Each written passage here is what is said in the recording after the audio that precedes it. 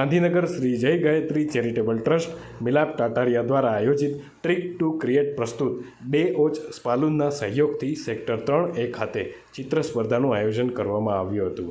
આ આયોજનમાં અમદાવાદ, રાંધેજા, છાલા, ઘોડાસણ, સણગાસણ, બોરીજ તેમજ ગાંધીનગર શહેરના બાળકોએ ઉત્સાહભેર ભાગ લઈ વિવિધ રંગોથી પોતાની કલા અને આવડત વડે પોતાની રંગીન કૃતિઓ તૈયાર કરી હતી તેમજ અનેક સંદેશા પણ આપ્યા હતા.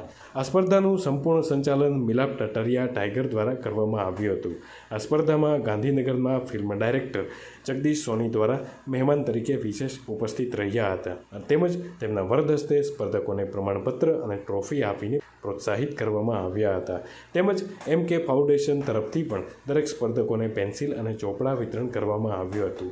સ્પર્ધાના આયોજક મિલાપ ટાટારિયાએ દરેક સ્પર્ધકોને અનેક શુભેચ્છાઓ પાઠવી હતી.